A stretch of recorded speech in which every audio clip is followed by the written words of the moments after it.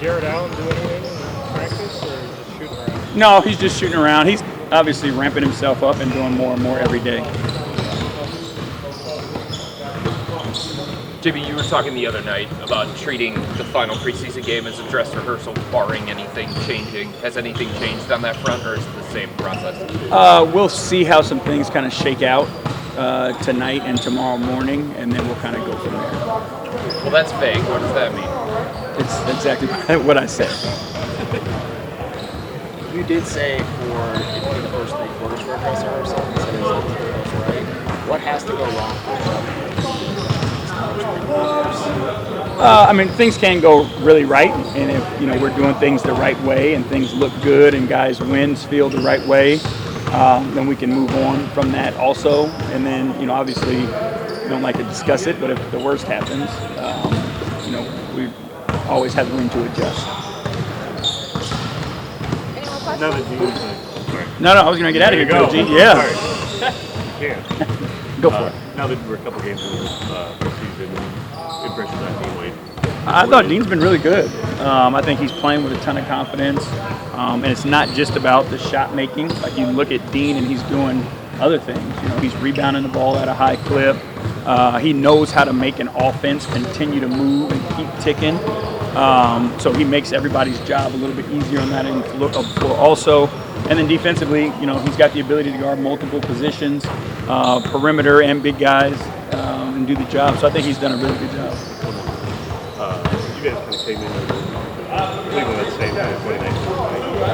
How's it changed since I mean, we were here for a brief moment, and then obviously COVID happened halfway through our first year here. So the shutdown changed things. Wasn't a lot of traffic for a while. I feel like traffic is back now, making our way over here.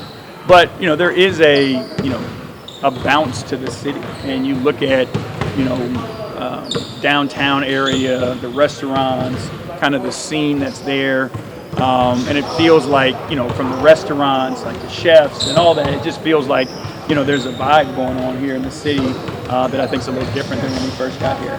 Sorry, I how is Dean? Oh, you said how? Oh, I thought you meant how did the city change? I mean, he's grown up.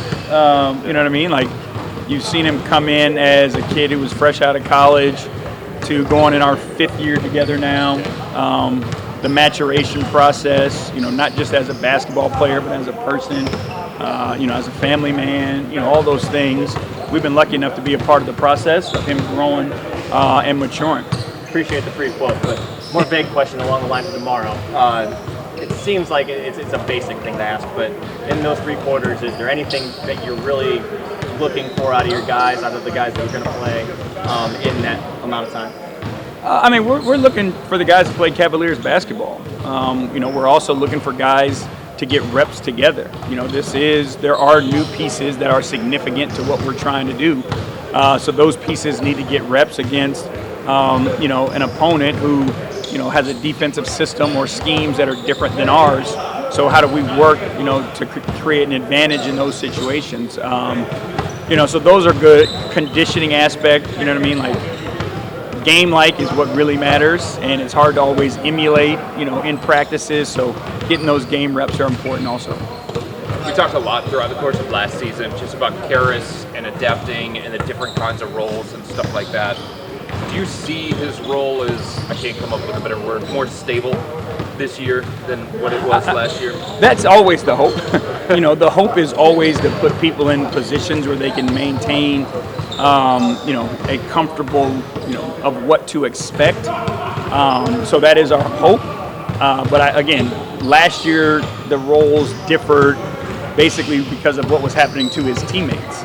And he would step in, he would take a step back, just depending on, what was going on with the team. And for me, that's a luxury. Again, I think he has the ability to do it. But, our aim is to always make people as comfortable as possible. How much comfort do you have with him being your de facto backup point guard if it has to go that direction? I mean, a lot. I know what he's capable of doing. I know that he has the ability to make his teammates better. He has the ability to organize. You know, and you put size on the defensive end out there, like there's a lot of different things that you can do with him on both sides of the ball.